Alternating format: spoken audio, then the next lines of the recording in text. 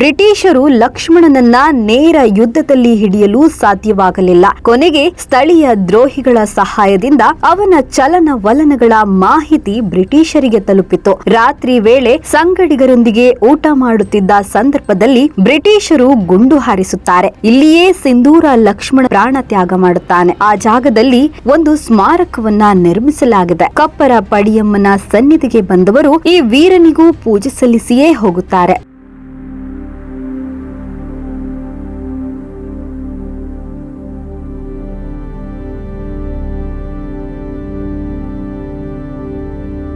ಉತ್ತರ ಕರ್ನಾಟಕದ ಬಯಲು ಪ್ರದೇಶದ ಕೆಂಪು ಮಣ್ಣಿನ ದಾರಿಗಳ ನಡುವೆ ಆಕಾಶಕ್ಕೆ ತಲೆ ಎತ್ತಿ ನಿಂತಿರುವ ಒಂದು ನಿಶ್ಶಬ್ದ ಗುಡ್ಡ ಇದೆ. ಅದು ಕೇವಲ ಒಂದು ಬೆಟ್ಟವಲ್ಲ, ಜಾನಪದ ನಂಬಿಕೆ, ಭಕ್ತಿ, ಪ್ರಕೃತಿಯ ಮೌನ ಮತ್ತು ರಕ್ತದ ಇತಿಹಾಸವನ್ನ ತನ್ನೊಳಗೆ ಮುಚ್ಚಿಟ್ಟುಕೊಂಡಿರುವ ಕೌತುಕದ ತಾಣ. ಬಾಗಲಕೋಟೆ ಜಿಲ್ಲೆಯ ಬೀಳಗಿ ತಾಲೂಕಿನ ನಾಗರಾಳ ಗ್ರಾಮದ ಹತ್ತಿರ ಇರುವ ಈ ಗುಡ್ಡವನ್ನ ಸ್ಥಳೀಯರು ಅಪಾರ ಭಕ್ತಿಯಿಂದ ಕಪ್ಪರ ಪಡಿಯಮ್ಮನ ಗುಡ್ಡ ಎಂದು ಕರೆಯುತ್ತಾರೆ. ಉತ್ತರ ಕರ್ನಾಟಕದ ಗ್ರಾಮ ದೇವತೆಗಳ ಪರಂಪರೆಯಲ್ಲಿ ಪಡಿಯಮ್ಮ ದೇವಿಯನ್ನ ಗ್ರಾಮದ ರಕ್ಷಕಿಯಾಗಿ, ಅಪಾಯಗಳಿಂದ ಕಾಪಾಡುವ ಶಕ್ತಿ ದೇವಿಯಾಗಿ ಆರಾಧಿಸಲಾಗುತ್ತದೆ. ಎಂದಿಗೂ ಜಾತ್ರೆ, ಹರಕೆ ಮತ್ತು ಪೂಜೆಗಳ ಸಮಯದಲ್ಲಿ ಈ ಗುಡ್ಡ ಭಕ್ತರಿಂದ ತುಂಬಿರುತ್ತದೆ.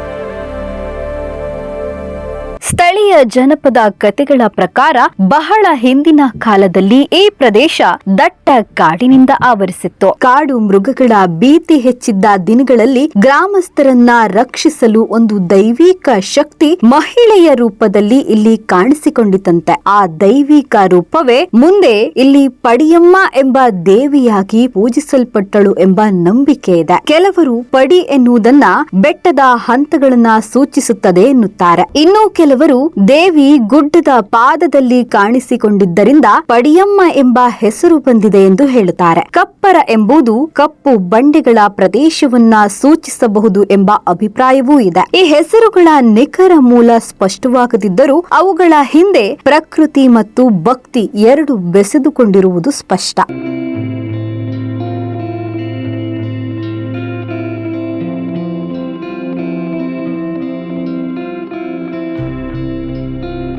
ಆದರೆ ಈ ಗುಡ್ಡದ ಹೆಸರು ಇತಿಹಾಸದಲ್ಲಿ ಶಾಶ್ವತವಾಗಿ ಉಳಿಯಲು ಕಾರಣವಾಗಿದ್ದು ಒಬ್ಬ ವೀರನಿಂದ. ಕರ್ನಾಟಕದ ರಾಬಿನ್ ಹುಡ್ ಎಂದೇ ಪ್ರಸಿದ್ಧಿ ಆಗಿದ್ದ ವೀರ ಸಿಂಧೂರ ಲಕ್ಷ್ಮಣ ಮತ್ತು ಆ ಗುಡ್ಡಕ್ಕೆ ಅವಿನಾಭಾವ ನಂಟು ಇದೆ. ಬ್ರಿಟಿಷರು ಮತ್ತು ಜಮೀನ್ದಾರರ ಶೋಷಣೆ ವಿರುದ್ಧ ಸಿಡಿದೆದ್ದ ಲಕ್ಷ್ಮಣ ಮತ್ತು ಅವನ ಸಂಗಡಿಗರು ಶ್ರೀಮಂತರಿಂದ ಸಂಪತ್ತನ್ನ ದೋಚಿ ಅದನ್ನ ಬಡವರಿಗೆ ಹಂಚುತ್ತಿದ್ರು. ಈ ಹೋರಾಟದ ಸಮಯದಲ್ಲಿ ಲಕ್ಷ್ಮಣ ಮತ್ತು ಅವನ ಸಂಗಡಿಗರು ಕಾಡು, ಗುಡ್ಡ ಮತ್ತು ಬಂಡೆಗಳ ನಡುವೆ ಅಡಗಿಕೊಂಡು ಕಾರ್ಯಾಚರಣೆಯನ್ನ ನಡೆಸುತ್ತಿದ್ರು. ಅಂತಹ ಪ್ರಮುಖ ಅಡಗುತಾಣಗಳಲ್ಲಿ ಕಪ್ಪರ ಪಡಿಯಮ್ಮನ ಗುಡ್ಡವೂ ಒಂದಾಗಿತ್ತು ಎಂದು ಹೇಳಲಾಗುತ್ತದೆ. ಈ ಗುಡ್ಡದ ಬಂಡೆ ರಚನೆ ಮತ್ತು ನಿರ್ಜನ ವಾತಾವರಣ ಕ್ರಾಂತಿಕಾರರಿಗೆ ಅನುಕೂಲವಾಗಿತ್ತು. ಸ್ಥಳೀಯ ನಂಬಿಕೆಗಳ ಪ್ರಕಾರ ಲಕ್ಷ್ಮಣ ಈ ಗುಡ್ಡದ ಮೇಲಿರುವ ಪಡಿಯಮ್ಮ ದೇವಿಯನ್ನ ಅಪಾರವಾಗಿ ನಂಬುತ್ತಿದ್ದ. ಜಾನಪದ ಕಥೆಗಳ ಪ್ರಕಾರ ತನ್ನ ಕೊನೆಯ ದಿನಗಳಲ್ಲಿ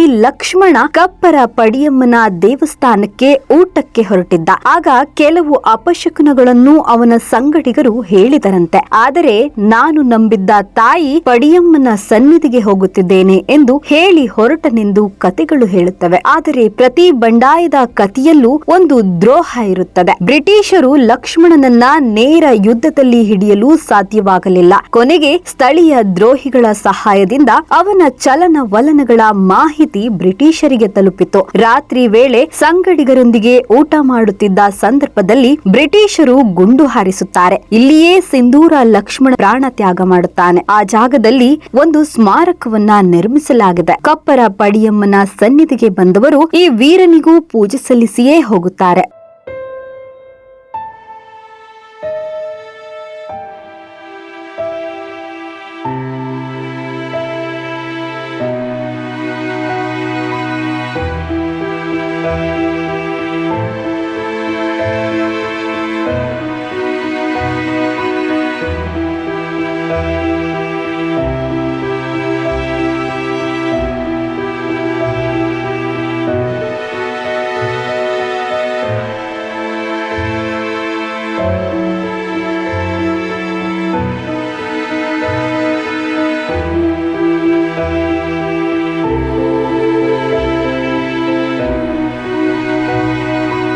ಗುಡ್ಡದ ಮೇಲಕ್ಕೆ ಹೋಗುವ ದಾರಿಯೇ ಒಂದು ಪ್ರಕೃತಿ ಪಯಣದ ಅನುಭವವನ್ನ ನೀಡುತ್ತದೆ. ಮಣ್ಣಿನ ಹಾದಿಯ ಎರಡೂ ಬದಿಯಲ್ಲಿ ಬೆಳೆದಿರುವ ಗಿಡಮರಗಳು, ಮಧ್ಯೆ ಮಧ್ಯೆ ಕೇಳಿಬರುವ ಹಕ್ಕಿಗಳ ಕೂಗು ಮತ್ತು ಗಾಳಿಯಲ್ಲಿ ಹರಡುವ ಮಣ್ಣಿನ ಸುಗಂಧ ಈ ಪ್ರದೇಶವನ್ನ ನಗರಗಳ ಗದ್ದಲದಿಂದ ಸಂಪೂರ್ಣ ಬೇರ್ಪಡಿಸುತ್ತವೆ. ಗುಡ್ಡದ ಮೇಲೆ ನಿಂತರೆ ದೂರದವರೆಗೆ ಹರಡಿರುವ ಹೊಲಗಳು, ಸಣ್ಣ ಹಳ್ಳಿಗಳು ಮತ್ತು ಬಯಲು ಪ್ರದೇಶದ ನೈಸರ್ಗಿಕ ಸೌಂದರ್ಯ ಕಾಣುತ್ತದೆ. ಬಂಡೆಗಳ ನಡುವೆ ಬೀಸುವ ಗಾಳಿ ಮತ್ತು ಮರಗಳ ಮಧ್ಯೆ ಕೇಳಿಬರುವ ಹಕ್ಕಿಗಳ ಧ್ವನಿ ಈ ಸ್ಥಳಕ್ಕೆ ವಿಶಿಷ್ಟ ಶಾಂತಿಯನ್ನ ನೀಡುತ್ತದೆ. ಬೇಸಿಗೆಯಲ್ಲಿ ಕೆಂಪು ಮಣ್ಣು ಮತ್ತು ಕಪ್ಪು ಬಂಡೆಗಳ ನಡುವೆ ಗಟ್ಟಿಯಾದ ಭೂಪ್ರದೇಶದಂತೆ ಕಾಣುವ ಈ ಗುಡ್ಡ ಮಳೆಗಾಲ ಬಂದೊಡನೆ ಸಂಪೂರ್ಣ ರೂಪ ಬದಲಿಸಿಕೊಳ್ಳುತ್ತದೆ. ಕೆಲವೇ ದಿನಗಳಲ್ಲಿ ಬಂಡೆ ನಡುವೆ ಹಸಿರು ಹುಲ್ಲು ಹರಡುತ್ತದೆ. ಗುಡ್ಡದ ಇಳಿಜಾರುಗಳಲ್ಲಿ ಕಾಡು ಹೂವುಗಳು ಮತ್ತು ಸಣ್ಣ ಸಣ್ಣ ಗಿಡಗಳು ಬೆಳೆಯುತ್ತವೆ.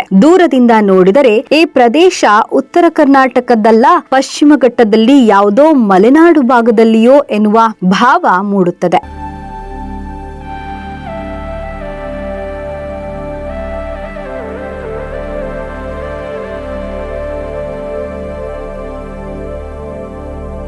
ಸಾವಿರಾರು ವರ್ಷಗಳ ಗಾಳಿ ಮತ್ತು ಮಳೆಯ ಹೊಡೆತಕ್ಕೆ ರೂಪುಗೊಂಡ ಬಂಡೆಗಳು ಈ ಪ್ರದೇಶಕ್ಕೆ ವಿಶಿಷ್ಟ ಸೌಂದರ್ಯವನ್ನ ನೀಡುತ್ತವೆ. ಕೆಲವೆಡೆ ಬಂಡೆಗಳ ಬಿರುಕುಗಳ ಮಧ್ಯೆಯೇ ಸಣ್ಣ ಮರಗಳು ಬೆಳೆದಿರುವುದು ಕಾಣುತ್ತವೆ. ಮಳೆಗಾಲದಲ್ಲಿ ಬಂಡೆಗಳ ಮೇಲಿಂದ ನೀರು ಜಾರಿ ಹರಿಯುವ ದೃಶ್ಯ ಮನಸೆಳೆಯುತ್ತದೆ. ಅನೇಕರು ಈ ಗುಡ್ಡಕ್ಕೆ ಕೇವಲ ಭಕ್ತಿಗಾಗಿ ಮಾತ್ರವಲ್ಲ, ಮನಸ್ಸಿನ ಶಾಂತಿಗಾಗಿ ಕೂಡ ಬರುತ್ತಾರೆ. ಗುಡ್ಡದ ಮೇಲಿರುವ ದೇವಸ್ಥಾನದ ಹತ್ತಿರ ಕೆಲ ಹೊತ್ತು ಮೌನವಾಗಿ ಕೂತರೆ ಗಾಳಿಯ ಶಬ್ದವೇ ಒಂದು ಸಂಗೀತದಂತೆ ಅನಿಸುತ್ತದೆ. ಪ್ರಕೃತಿಯೇ ಮಧ್ಯೆ ಕುಳಿತುಕೊಳ್ಳಬೇಕೆಂದರೆ ಕಪ್ಪರ ಪಡಿಯಮ್ಮನ ಗುಡ್ಡದಂತಹ ಸ್ಥಳಗಳು ಮನುಷ್ಯನಿಗೆ ಒಂದು ವಿರಾಮ ನೀಡುತ್ತವೆ. ಇಂದು ಕಪ್ಪರ ಪಡಿಯಮ್ಮನ ಗುಡ್ಡ ಹಚ್ಚ ಹಸಿರಿನಿಂದ ಕಂಗೊಳಿಸುತ್ತಿದೆ. ಆದರೆ ಈ ನಿಶ್ಶಬ್ದ ಬಂಡೆಗಳು ಇನ್ನೂ ಒಂದು ಹಳೆಯ ಕಥೆಯನ್ನ ಮೌನವಾಗಿ ಹೇಳುತ್ತಿವೆ. ಕಪ್ಪರ ಪಡಿಯಮ್ಮನ ಗುಡ್ಡ ಇಂದು ಕೇವಲ ದೇವಿಯ ತಾಣವಲ್ಲ, ಅದು ಒಬ್ಬ ಕ್ರಾಂತಿ ವೀರನ ಕೊನೆಯ